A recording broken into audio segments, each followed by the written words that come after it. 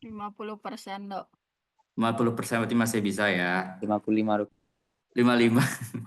Ada lagi yang lebih mungkin 70 mungkin. Harus ada. Berapa pesertanya ini ya kuliah ininya? Jumlah total yang ikut kuliah? 29 dokter. 29. Ini ada yang belum masuk berarti nih. Nggih.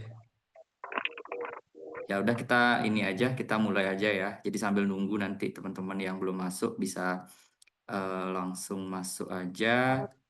Oke, coba on cam dulu sebentar ya. Saya pengen lihat muka teman-teman semua nih. Emang hari ini emang padat banget, by the way. Jadi cuman baru bisa jam 9 kuliahnya. Jadi dari pagi sampai sore tadi saya full. Ada lagi tambah rapat tadi. Nah ini baru bisa ngasih kalian kuliah. Jadi agak telat 20 menit lah. Jadi mohon dimaklumi ya. Karena sebenarnya ngejar biar sebelum materi selanjutnya gitu saya sudah ngasih materi ke kalian. Besok ada dermatologinya diisi nggak besok? Nah, diisi dokter.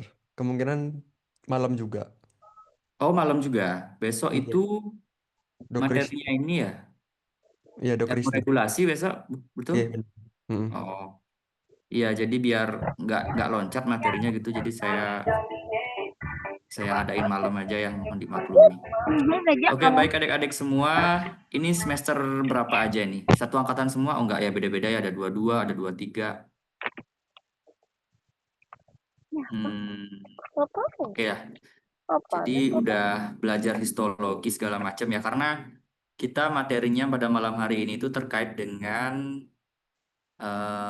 apa namanya epidermis. Jadi proses-proses yang terjadi pada lapisan epidermis yaitu epidermopoiosis dan keratogenesis. Nah, itu apa itu? Nah, kita akan belajar tentang itu sekarang. Jadi modalnya itu adalah anatomi dan apa namanya anatomi makroskopis, mikroskopis dan fisiologi kulit ya. Karena itu modalnya, karena saya akan berbicara tentang itu. Jadi kalau kalian kurang paham terkait materi tersebut, nanti agak bingung sebenarnya. Cuman ya disimak dulu aja, nanti bingung. Kalau bingung apa sambil kalian ini ya, sambil kalian buka-buka kembali materinya. Oke,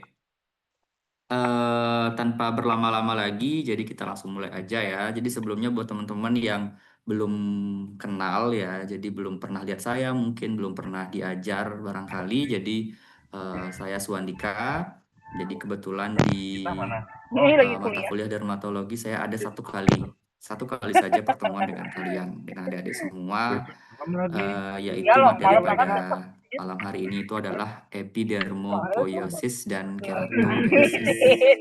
Kalau Sabtu itu Minggu baru untuk limited ya. materi perkuliahan ya yang akan saya ampu. Bapak ke GWK. Oke, coba langsung saya share screen aja. Oh ya, sebelumnya mungkin sebelum mulai kuliah ya saya nanya satu pertanyaan lagi. Ada nggak yang mengambil penelitian kulit ya? Masih Karena gitu juga mungkin ya mata kuliahnya akan ternyata. berguna untuk kalian. Lebih memahami kulit gitu. Kan Oh, udah pada mudah-mudahan ngurus cepet penelitian kan harusnya ya. Anak-anak dua-dua terutama ini. Kalau ada mungkin nanti boleh dibagi ya. Boleh diceritakan gitu maksudnya. Oke. Nah, aku ngasih sambutan sebagai Apakah sudah kelihatan? kayak Pak Pram dulu itu bahasa Inggris. Nanti kalau dipanggil Udah kelihatan belum? Sudah dokter. Sudah ya. Oke. Let's get started. Mari kita belajar tentang epidermopoiosis dan keratogenesis. Sebelum kita masuk ke materi, saya ingin bertanya dulu kepada siapapun yang ada di kelas ini. orang lain. Apakah kalian sudah mungkin membaca atau nonton di YouTube atau buka GPT atau apapun terkait dengan epidermopoiosis dan keratogenesis? Sudah dapat gambaran belum kira-kira kita akan belajar apa pada malam hari ini? Mungkin ada satu orang atau dua orang yang ingin ini menyampaikan a brief review atau a little bit introduction about epidermopoiosis dan keratogenesis. Masa nunggu di luar ah. Ayo, ada nggak? Siapa nih kira-kira nih? Biar nggak ngantuk. Kita ini udah jam 9:30, jadi kayak biar nggak cuma dengerin gitu. Jadi sama-sama kita saling berinteraksi. Ayo, satu orang, siapa Gimana mau pakai apa? yang ingin berbicara? Ayo kamu ke Bisa ditunjuk, jangan dong. Berarti kita mulai Ada nggak? Izin menjawab dokter. Ya, siapa itu? Yoga dokter. Ya, oke. Gimana Yoga? Kamu sudah baca sedikit belum tentang epidermopiosis dan keratogenesis? Kira-kira itu apa? Mungkin singkatnya ya dok, kalau epidermopoiesis itu kayak regenerasi sel-sel epidermisnya. harus bisa Nah, banget kalau keratogenesis biar merasa Ah, pembentukan keratin di kulit dokter. 100. Betul. karena Jadi memang apapun yang ada kata-kata poiesisnya itu proses. monoton Proses. Nah, epidermis ya proses yang ada di epidermis, di lapisan teratas kulit, mengejar lapisan menyelesaikan kulit masalah paling superficial atau paling atas.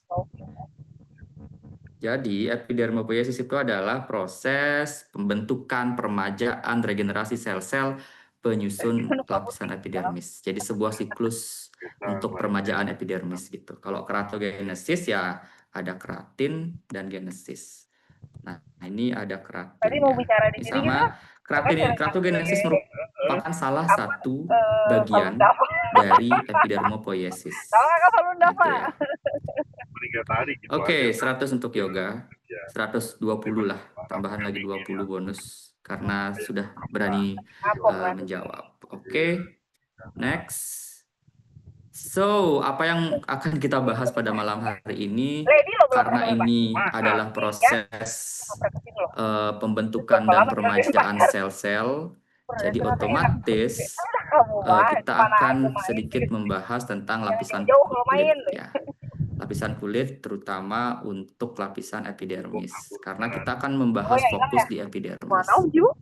Tapi kalian harus ingat untuk kulit itu terdiri dari 3 lapisan utama. Nah, yang paling luar epidermis. Oke. Terus masuk lagi ke dalam apa? Setelah epidermis apa? Mungkin ada yang bisa membantu saya menjawab. Ya, apa? Dermis, dok. Oke, ada dermis. Terus bawahnya dermis apa? Hipodermis. Ada hipo ya, hipo atau endo ya. Oke. Di epidermisnya sendiri ini juga lagi dibagi-bagi menjadi banyak ya, menjadi banyak lapisan yang disebut dengan stratum. Oke. Nanti kita jelaskan lebih detail. Nah, karena proses epidermopoiesis dan keratogenesis itu adalah terjadi di epidermis dengan melibatkan proses yang terjadi di stratum-stratum tersebut. Jadi stratum yang paling bawah atau paling dalam yaitu stratum basal sampai kepada stratum corneum yang paling atas ya. Jadi ini dari basal to corneum. Ya.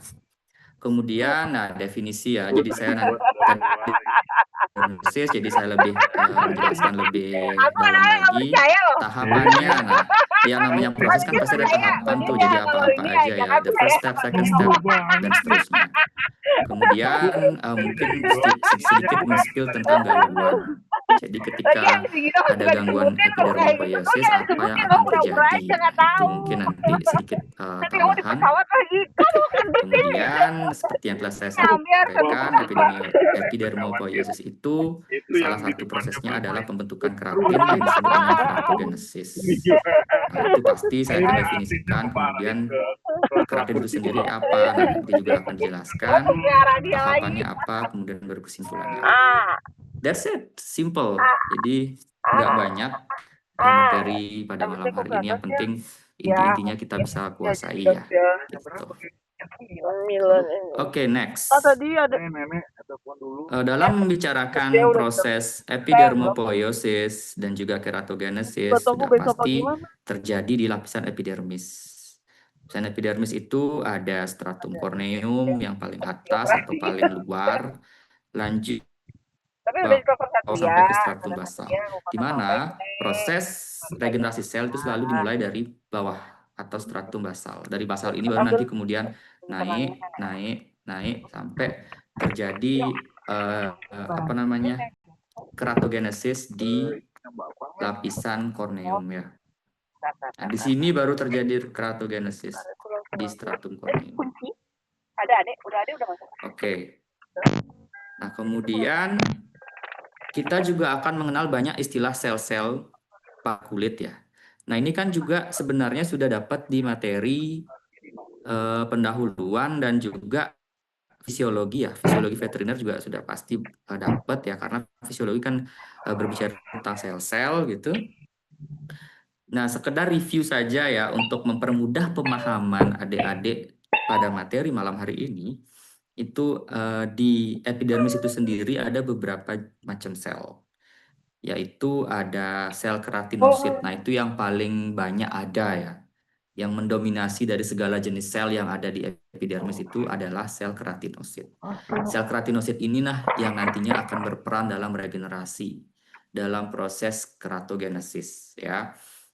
Jadi terdiri dari 90% sampai 95%. Nah, dia sangat dominan ya, ada di epidermis, kulit itu. Jadi dia semuanya ada tuh dari paling basis, jadi yang paling layer paling bawah dia juga sudah ada keratinosis naik selalu ada dia. Sampai nanti di permukaan itu dia akan berubah ya dari yang awalnya keratinosit menjadi korneosit. Jadi korneosit ini yang sel-sel yang ada di lapisan stratum korneum ya. Nah, inilah nanti yang menjadi barrier ya, menjadi pelindung dan juga berfungsi untuk produksi vitamin D ketika ada paparan sinar matahari. Ya. Kemudian yang kedua ada sel melanosit ya. Sel melanosit itu ada di stratum basal. Dia berfungsi untuk menghasilkan melanin yang memberikan warna kulit ya. Kemudian lanjut ke sel Langerhans yang dimana sel Langerhans ini berfungsi untuk pertahanan imun ya. Jadi dia berperan dalam imunitas yang ada di kulit. Asalnya dari sel prekursor monosit atau sumsum tulang tersebar di spinosum, kemudian merupakan antigen presenting cell atau APC, mendeteksi antigen dan memicu respon imun dan seterusnya. Nah, itu nanti lebih detail di fisiologi veteriner dipelajari. Kemudian lanjut ada sel Merkel. Sel Merkel ini yang berhubungan dengan sensorik ya atau perasa. Jadi sel Merkel inilah yang berfungsi untuk adanya sensitivitas pada kulit gitu, pada epidermis terutama. Jadi letaknya di stratum basal, terutama di area kulit berambut atau ujung jari. Pada hewan itu ada di moncong, bantalan kaki, kemudian kumis. Kemudian dia juga berfungsi sebagai mekanoreseptor atau mendeteksi sentuhan halus dan tekanan ringan. Gitu. Jadi untuk merasakan sakit juga yang berfungsi atau berperan itu adalah sel Merkel. Nah, itu ya terkait dengan sel-sel ya, sel-sel dalam tubuh, di mana pada malam hari ini kita akan berfokus kepada si aktor utama atau si keratinosit ini yang berperan dalam proses keratogenesis dan epidermopoiesis ya. Oke. Kemudian ada satu lagi sel stem ya. Sel stem ditemukan pada stratum basal. Kemudian perannya adalah regenerasi keratinosit ya. Jadi tanpa adanya sel stem, keratinosit tidak bisa beregenerasi dengan baik.